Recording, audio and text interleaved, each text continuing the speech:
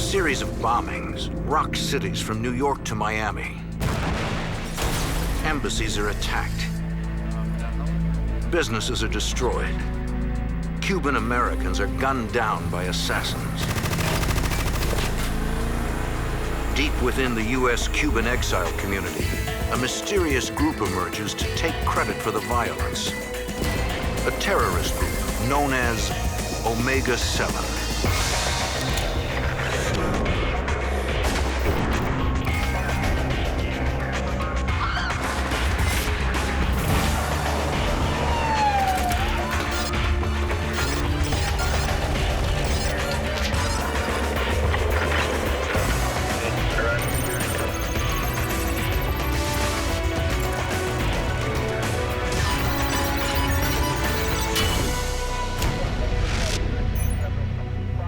In the late 1970s, the FBI had a working knowledge of anti-Castro terrorists operating in the United States.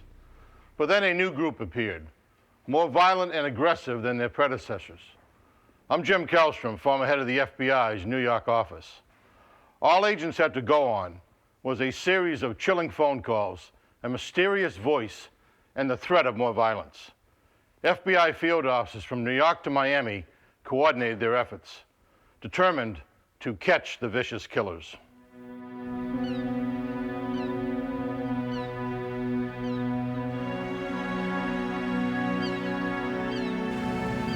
New York City, the morning of June 6, 1976, uptown Manhattan.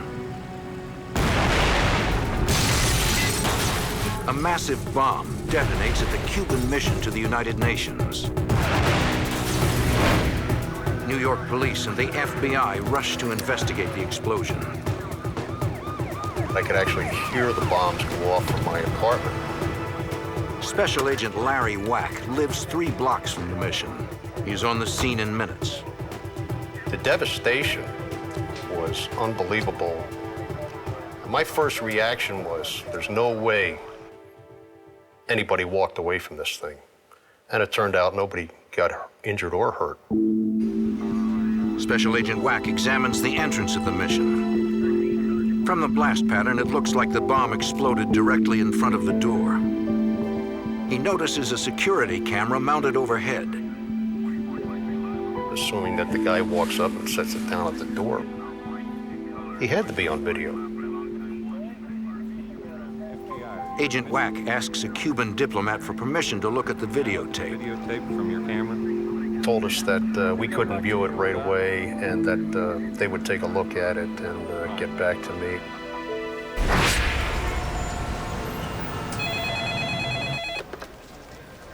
Got a call the next day from one of the diplomatic personnel up there who said that there's nothing on the tape.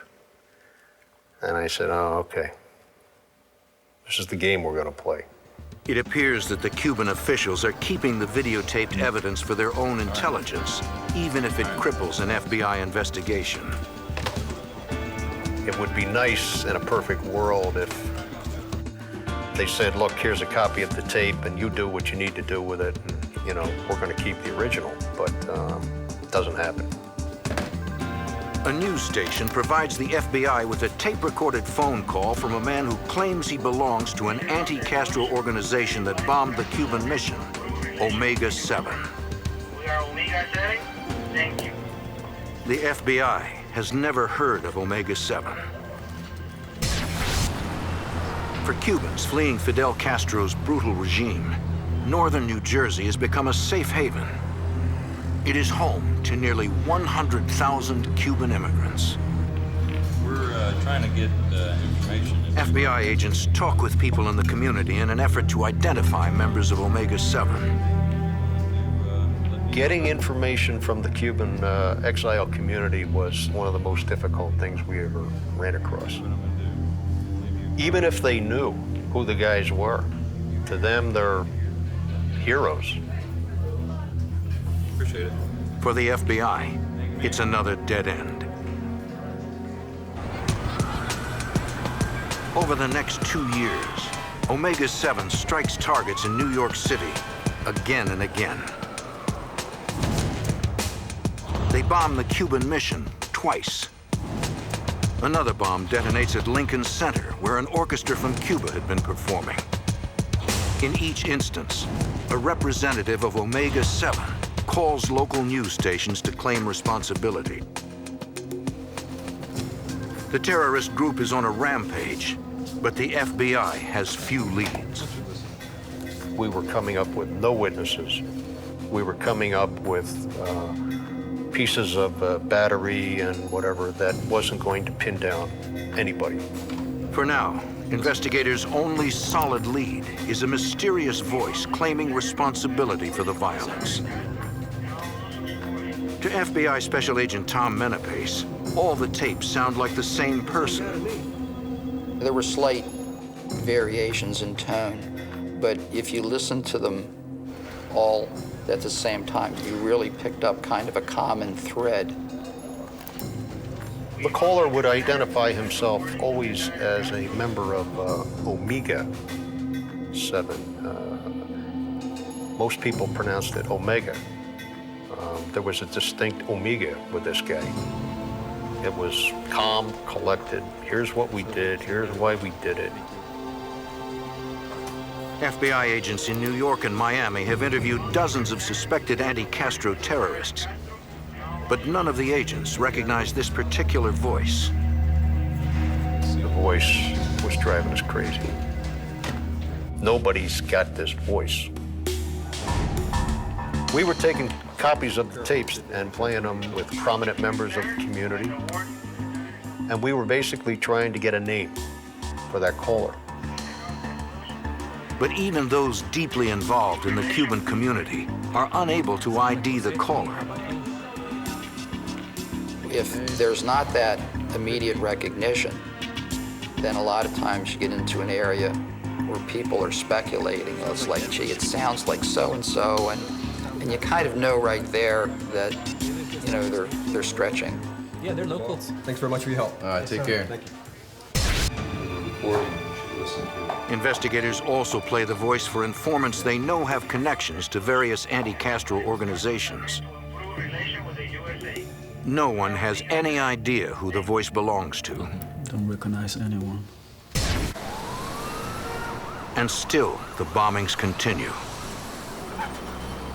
Northern New Jersey, March 1979. Omega 7 bombs the offices of a Cuban businessman in northern New Jersey. His name is Eulalio Negrin, an activist who helps reunite Cuban refugees with their families in the United States. At the scene, the FBI finds no witnesses and little evidence. Investigators believe the bomb is only a warning. If they meant to kill Negrin with a bomb, I would think that they would have used a more powerful device and known that he was there or put it on his car or something like that. That fall, more than 3 years after the original Omega 7 attack, another bomb explodes at the Cuban mission to the UN. The same mysterious voice calls news stations and takes credit on behalf of Omega 7. A month later, the terrorist group abruptly changes its pattern. Eulalio Negrin and his 12-year-old son leave their home.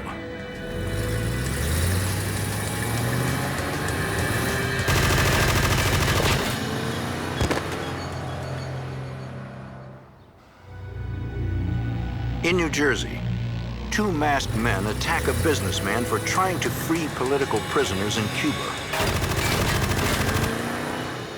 The victim is Eulalio Negrin, a Cuban-American activist. Paramedics try to save his life, but he's lost a lot of blood. In the end, Negrin pays the ultimate price. Tragically, Negrin's 12-year-old son witnessed his father's horrible killing.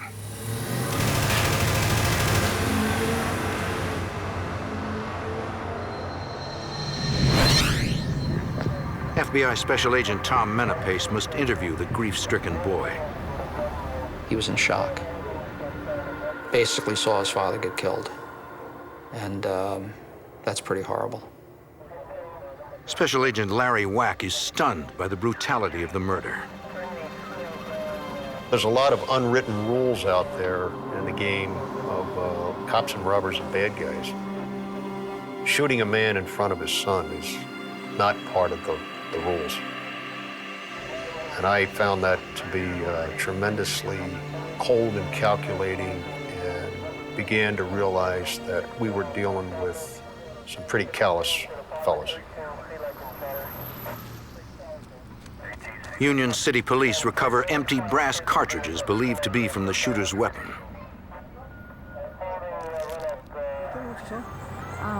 The FBI and police question area residents. Could you tell how many people were inside? You do a real intense neighborhood investigation, essentially tracing the path in which the car was seen fleeing. Investigators finally find a witness who can describe the color, make, and model of the gunman's vehicle. At the Newark FBI office, Special Agent Menapace listens to a news tape in which a voice proudly claims credit for Negrin's murder. The stakes are getting higher. It's gone from being, a bomb in a doorway, endangering people, to actually taking a life.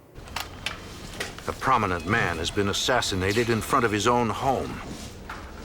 But all Agent Menapace has to go on is a vague description of the killer's car. How many of them are registered in Union City or Hudson County or Elizabeth? Who are they registered to? Are any of those registrations people who we have as suspects in the case? In 1979, there was no computerized record system for vehicles by make and model. Investigators failed to find the killer's car. At the autopsy, a pathologist recovers several bullets from the murdered man's body. The bullets could be crucial evidence, but only if investigators can find the murder weapon. A month later, December 1979, the Cuban mission is bombed again. The Soviet mission is also attacked for providing aid to Cuba. The blast seriously injures an NYPD officer. Yet again, the mysterious voice of Omega 7 takes credit for both bombings. Miami, January 1980. A bomb partially destroys a small cigar factory. This is the third bombing in Miami in a year. 3 years now. To the FBI, the pattern is familiar. How about your local? Special Agent George Kaczynski is a bomb tech with the FBI's Miami field office. There was a tremendous amount of damage done, not just to the building, but to the cigars that were being manufactured there, which are manufactured by hand. As in New York, a representative of Omega 7 calls a local news station to take credit for the bombings. FBI Special Agent Tom Walzer believes the terrorists are trying to intimidate the shop owner, who advocates better relations with Cuba. The goal was ultimately to get to the attention of the Cuban community, but it was also to send a message to the individuals and businesses that had dialogue with the Castro regime, as well as to send a message to the island of Cuba itself. In Little Havana, a predominantly Cuban neighborhood in Miami, FBI agents and police continue to dig for clues. We have good access to Cuban leaders, to individuals in the community, as well as established sources that cooperate with the FBI and other law enforcement agencies, because the Miami PD has informants, Metro-Dade has them, FDLE has them, ATF has them. Despite their wealth of informants, the FBI comes up with nothing solid. Agents compare tape recordings of the Miami bombings with those from New York. They agree that it's the same person. As in New York, investigators play a tape for members of Miami's Cuban community. No one seems to recognize it. Manhattan, March 25th, 1980. FBI agents respond to a report that a bomb has been placed on a limousine belonging to the Cuban ambassador to the United Nations. Through interviews, investigators pieced together what happened. When the chauffeur got the limo ready to take the ambassador to an appointment, he bumped the car in front of him. He got out to inspect the damage and found a shoebox wrapped in gray duct tape.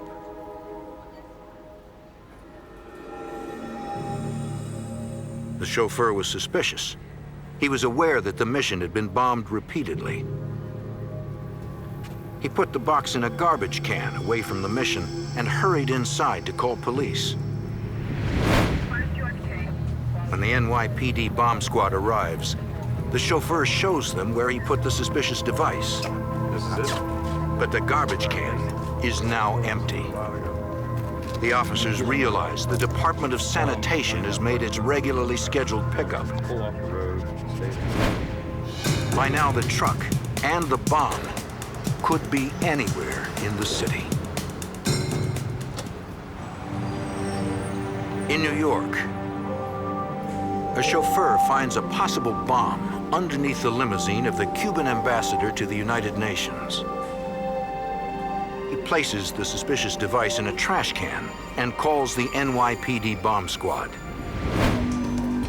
By the time they arrive, the device has been picked up by a city garbage truck. The bomb squad catches up to the truck. They question the driver, according to FBI Special Agent Tom Menepace. When they first ask him, you know, did you find something, a mechanical device in the trash? He says no. They're like, it might be a bomb, at which point he's like, it's in the cab. The driver had spotted a radio receiver inside the box. He was planning to take it home.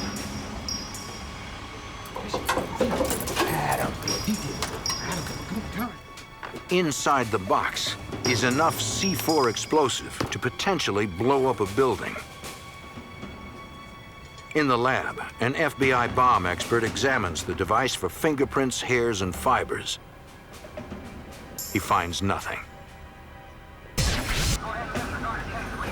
Queens, New York, September 11th, 1980. Omega 7 claims another life. The victim is an attaché of the Cuban mission to the United Nations. To my knowledge, it was the first assassination of a UN official in the history of the UN on US soil. A newly formed FBI NYPD task force investigates. It's the first joint terrorism task force in FBI history. In the fall of 1980, the FBI gets a break in the case. A former anti-Castro radical contacts Special Agent Larry Wack. He feels innocent people are dying and decides to cooperate. The informant cannot identify the members of Omega 7, but he has heard a rumor about the group. He had learned that there had been a significant split in the actual Omega hierarchy, or as he called it, the board. Anything else? Agent Wack believes that once the FBI has identified suspects, they can exploit the division by pitting one faction against the other. 3 months after the murder of the Cuban attaché, a bomb explodes in front of the Cuban consulate in Montreal. At the New York FBI office, the task force wonders if Omega 7 members from the United States are responsible. According to the INS, shortly after the bomb exploded, a car entering the United States refused to stop for inspection. Border guards were unable to get the license plate number. The car was going too fast. But they did get a description of the vehicle. A short time later, a New York state trooper stopped a car matching that description. The two men inside the car denied running the border. A few miles back. Is that you guys? No, sir. We haven't run the border. Without a license plate number or other evidence of guilt, the officer was forced to let them go. But before he did, he wrote down the information from their driver's licenses, including their names, Enrique Erbons and Antonio Casaveres. The task force recognizes Erbons' name.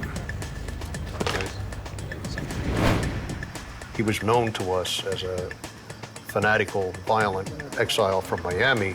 The other gentleman in the car was an unknown entity at that moment, which was interesting to us because the big question was, who is this guy? According to his driver's license, Casaveres lives in New Jersey.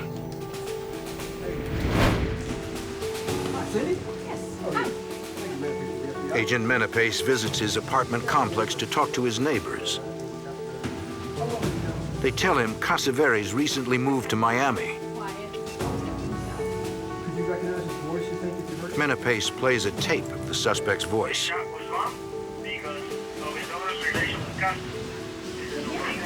The neighbors all identify the mysterious man, the voice of Omega-7, as Antonio Casaveres.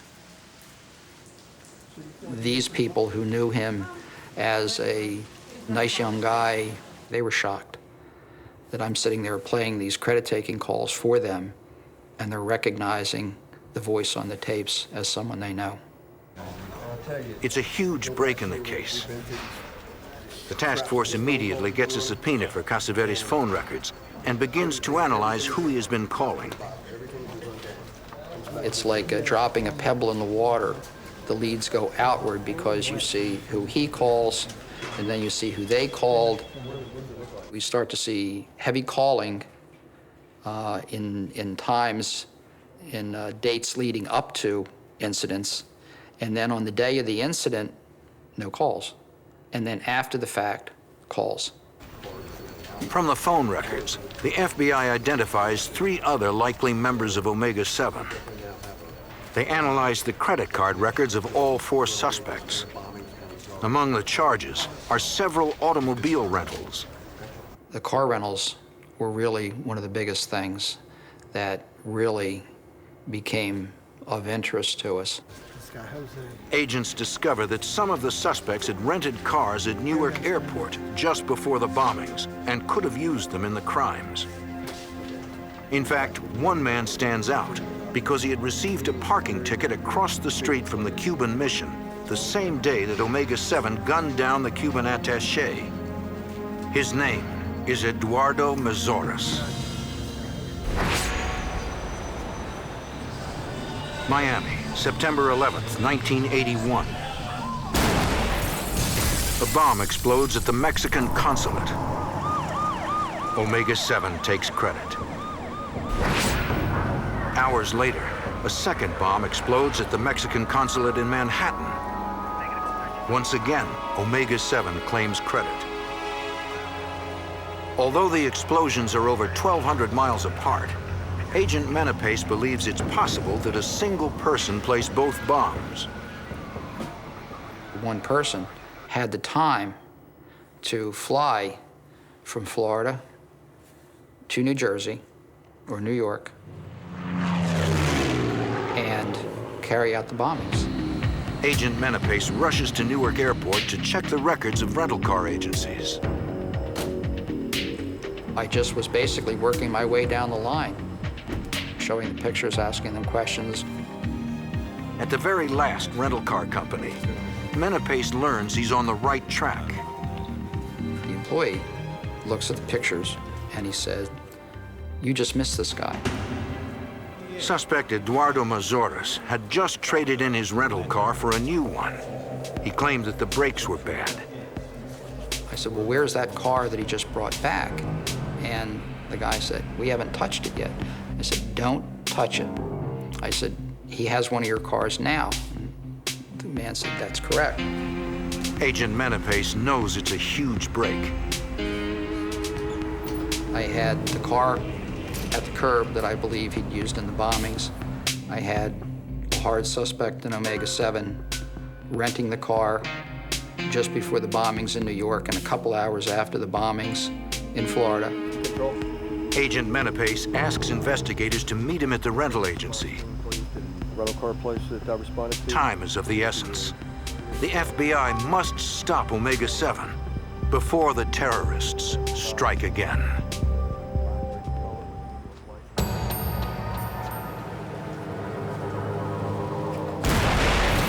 Terrorist bombs explode at Mexican consulates in Miami and New York within hours of each other. The FBI believes Omega 7, an elusive group of Cuban radicals, used rental cars to drop off the bombs. Eduardo Mazoras, one of the FBI's prime suspects, has just returned a car at Newark Airport. Special Agent Tom Menapace calls in a canine unit to inspect the vehicle.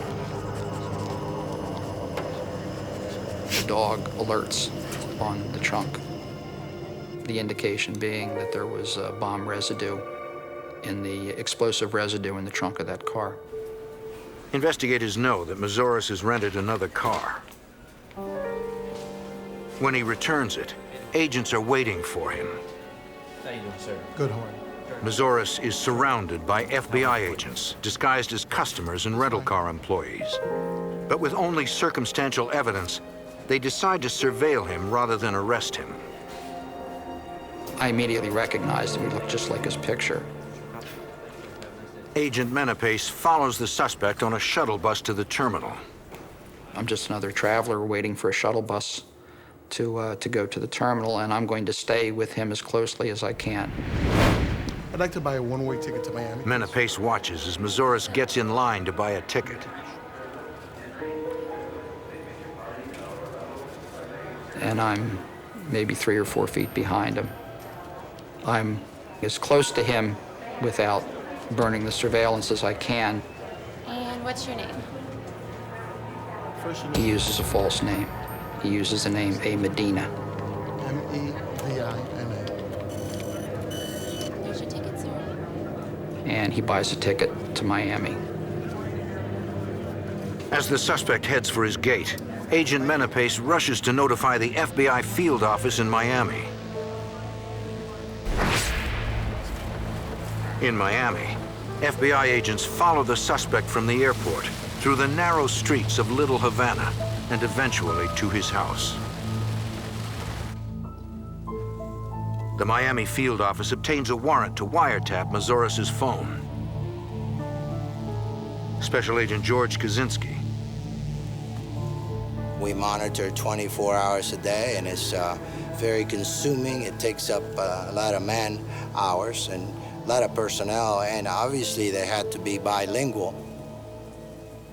For a year, agents listen to the wiretap, but hear nothing that connects Mazoras with Omega 7. Everything we were doing was basically looking for a thread, looking for that break, looking for that piece of information that was going to get us headed towards, to go from theory to reality, to get to the actors. In the 6 years since the original Cuban mission bombing, the anti-Castro terrorist organization Omega 7 has spread fear through more than a dozen bombings and 2 assassinations. The FBI is determined to bring the group to justice. On September 2nd, 1982, at the federal courthouse in New York City, prosecutors subpoena all Omega 7 suspects to appear before a federal grand jury. The FBI needs their statement on record before the statute of limitations runs out. But they have an ulterior motive. Knowing that Omega 7 is split into 2 rival factions, the FBI devises a scheme designed to pit one against the other. Agents arrange for the 2 factions to be in court on the same day. They watch as both groups meet in the hallway.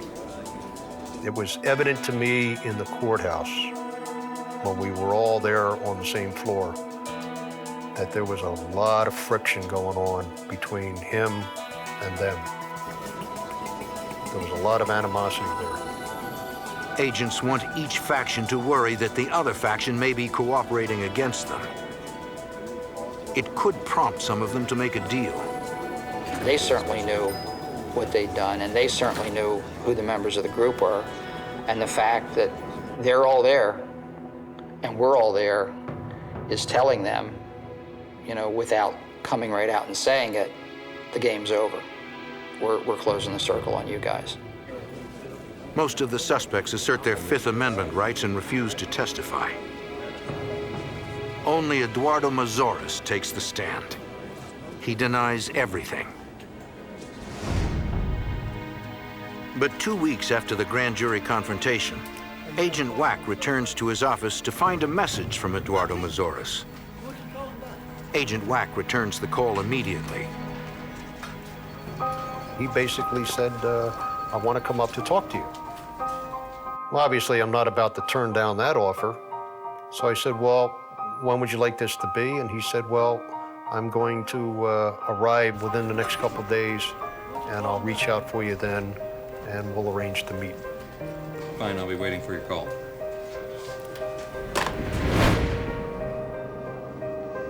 Days later, Agent Wack and an NYPD detective meet Eduardo Mazoras at a hotel in Newark.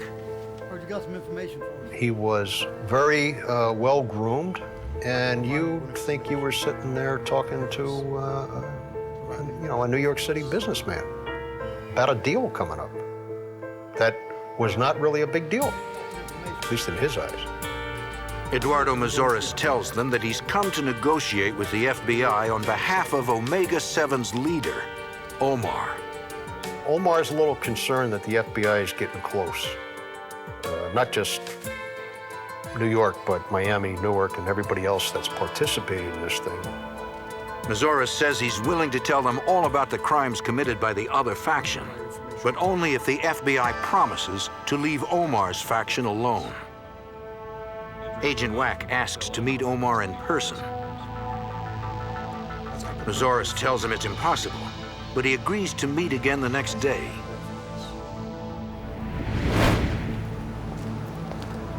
Agents suspect that Omar does not exist. Agent Wack fears that he could be Omega-7's next target. The first thing we did was look under the car we were driving, because at that juncture, I had no idea what this guy was up to. Possibly this was some sort of a setup. So we checked the car for a bomb pretty close when we left.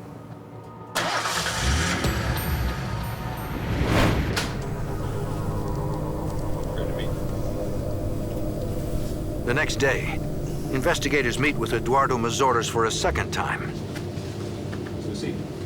They confront the suspect about Omar's existence. You're Omar, and you are here to negotiate this whole thing. And he said, yes, you're right. You're Omar. I have been someone in charge. You have the right to remain silent. Anything you say can and will be used against you. Investigators read him his Miranda rights. You have the right to talk to an attorney and have him present with you. Mazoras talks about the criminal activities of his rival faction. He started identifying the names of the people who put the bombs down. He initially had problems remembering who did what, because they had done so much. The other group? Mazoras reveals that the rival faction has more than 1/4 ton of explosives hidden away for future attacks. He tells investigators he's willing to return to Miami to help them find the explosives. Let's say for a favor. He wanted to put the opposing faction permanently out of business and was hoping that in his own mysterious way that he could work a relationship with the FBI and the government that I'll help you get rid of them, I won't do this no more, and leave me alone. Where's it stored? But in damning his former comrades, Mazoras reveals that he is Omega-7's primary bomb maker. He is the one who was going to call the shots as to who dies, who gets bombed, how they carry it out. I remember thinking to myself that you're so deep. I don't even know if a deal's going to be possible with anything here. The FBI now faces a major dilemma.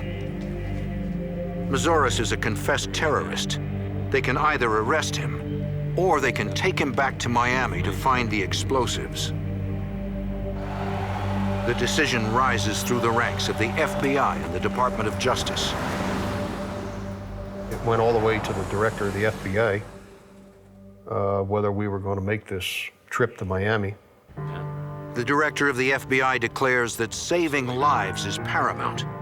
They should send Eduardo Mazoris back to Miami. We were duty-bound to attempt to find those 600 to 800 pounds of high explosives. Those explosives could have killed a number of innocent people. We had to take a chance. We had to locate those explosives. Mazoris flies back to Miami. His FBI handlers travel on a separate flight, fearing their presence could jeopardize Mazoris's cover. Mazoris returns to Little Havana with instructions to check in by phone. For 4 days, the informant contacts the FBI to brief agents on his hunt for the explosives. Then, on the 5th day, Mazoris sounds odd. And he started wavering about whether he could go on with this whole cooperative thing. I didn't like the tone I heard. I had a bad feeling about the call. Agent Wack encourages Mazoris to keep trying and to call him back that afternoon. What's going on? He begins to wonder if the explosives even exist, or whether the informant is just manipulating the FBI. The FBI NYPD task force is in a difficult situation.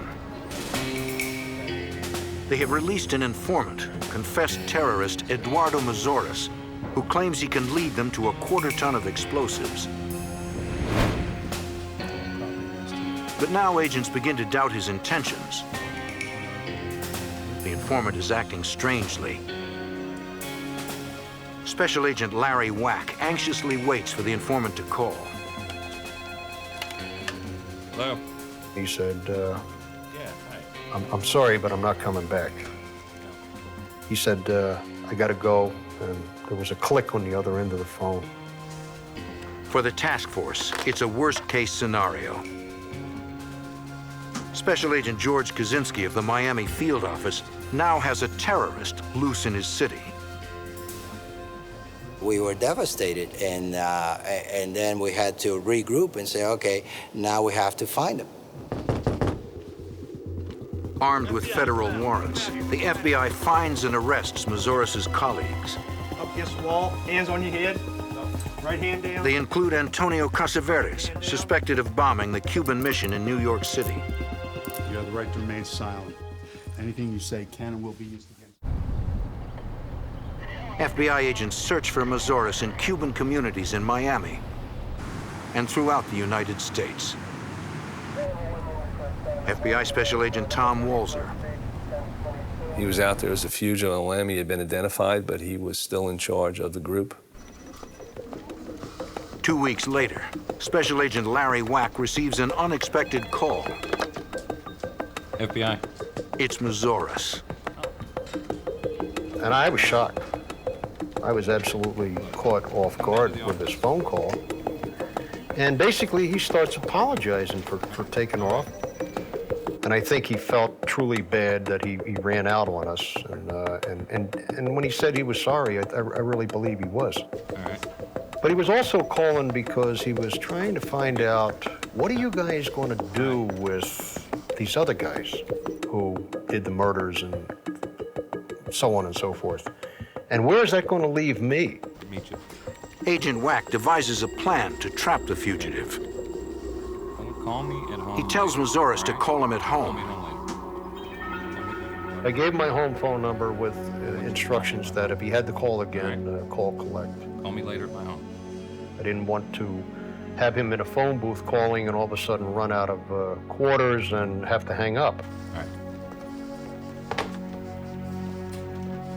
Investigators set up a trap and trace on all calls to Agent Wack's home. At the very least, they will find out whether or not Mazoris is still in Miami. Days turn into weeks. There is no word from the fugitive. Then, a month and a half later, Agent Wack receives a call. It's him.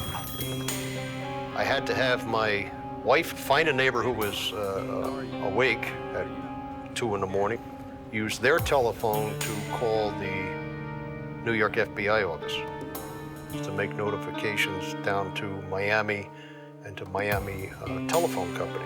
No, it's okay. Go ahead. Agent Wack tries to keep Mazoris on the phone long enough to trace the call. Okay. Miami FBI agents speed to Little Havana. The call is coming from a payphone. You're talking about having 3-4 minutes max, so our chances of getting there on time are very, very difficult. When agents arrive, the fugitive is gone. Hello? Over the next 8 months, Eduardo Mazoris calls Agent Wack at home more than a dozen All right. times. No, go ahead. Agents continue their attempts to trap him. On one occasion, we missed him by a matter of minutes, where the phone was just dangling off the receiver, hanging down off in the phone booth. Agents are frustrated but remain persistent. They map the location of each payphone Mazoris uses. A pattern emerges. Every call has come from Little Havana. We felt very confident that he was living or working in that area. You want to concentrate in this area now? Investigators decide not to show the fugitive's photo around Little Havana. Great. They fear he will flee to a different city or a different country. The last thing we wanted anybody to do was get word to him that we were zeroing in on an area. That's the last thing we wanted to happen, because we didn't want him to leave. If he left, we were in big trouble. Agents do reach out to their most trusted informants in the area, but nobody has seen Eduardo Mazoris. They suspect the terrorist has gone into hiding. Casvedes? Then, on January 12, 1983, bombs explode at 2 Cuban businesses in Miami. A third bomb is found unexploded. Omar, aka Eduardo Mazoris, takes credit for the attacks. It was bad enough he's on the run. Now he's bombing again, and our first reaction was, my God, if this guy kills anybody, we'll never live with ourselves. Larry Wack. The next night, Agent Wack receives a call. It's Mazoris. The first thing out of my mouth was, did you do that thing last night? And he said, yeah. Yeah, you know, I just wanted to let you guys know I was still around and let the other side know I was still around and keep the enemy at bay, the enemy being Fidel Castro. Wack tries to keep Mazoris on the phone as long as possible. He's worried by what he hears. I could tell he got a lot of enjoyment out of doing it. And that made me very nervous, because he was going to get more enjoyment as the days went on if he didn't get caught. The FBI needs a better plan to trap Mazoris before more innocent people are killed. In Miami, an elusive bomber, Eduardo Mazoris, is on the run. After making a series of traced phone calls, the terrorist eludes the FBI's attempts to catch him. Agents must find a way to speed up their response time. In New York City, on July 20th, 1983, they get that chance. FBI Special Agent Larry Wack gets a call in the early morning hours. Larry Wack. It's Mazoris. Eddie. Agent Wack's wife notifies the FBI to set the trace in motion. FBI agents in Miami speed toward Little Havana, waiting for word on the caller's exact location. Well, I think if you're still willing, there's probably a way we can... Agent Wack tries to keep the fugitive on the phone as long as possible. I kept wondering, where is everybody? Where is everybody? Why haven't they gotten him yet? I'm almost running out of things to talk about. Right. All right. Mazoras hangs up. Bye. The FBI has lost him. Moments later, an agent arrives at the payphone. Mazoras is gone. The agent notices a man resembling Mazoras enter an apartment a block away. FBI Special Agent Tom Walzer. We were very excited but guarded. And based on the location where he saw this individual go into, we had our hopes up. The FBI watches the apartment all night, but no one comes out. The next day, agents knock on the landlady's door. They show her a photo of the fugitive and ask if he lives there. She looked at the photo and said, yes, that's him. Right over at that house right there. I see. Would you have a few minutes? Rather than provoke a violent confrontation, the agents asked the landlady to call her tenant outside. She knocked on the door and asked for him to come to the door in Spanish. FBI, outside! Outside! Get him out! He was in complete shock when he saw us, a group of agents armed. He was very surprised, and he was placed under arrest. I'm in the kitchen, guys. Inside the apartment, agents find the tools of the terrorists' deadly trade. He had numerous weapons, silencers, Omega-7 stickers, vests, other paramilitary paraphernalia, bomb components. Agents also find remote control devices and half-built timers for setting off bombs. I think that he was preparing to conduct terrorist activities because those timers were at different stages. We felt very gratified that we were able to stop it before anybody got hurt.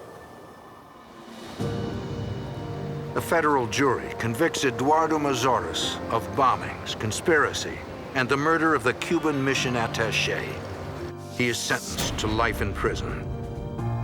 Other members of Omega-7, already incarcerated, plead guilty to conspiracy to murder a foreign official and conspiracy to bomb property of a foreign government. They are sentenced to 10 years in prison. And I think it sent a message to the exile community that, look, we understand you're anti-Castro and you hate communism as much as most of us, but I got bad news for you, pal. You're not going to bring your methods to our streets. The successful conclusion of the Omega-7 case in the summer of 1983 does send a message. It brings an end to anti-Castro terrorism within the United States.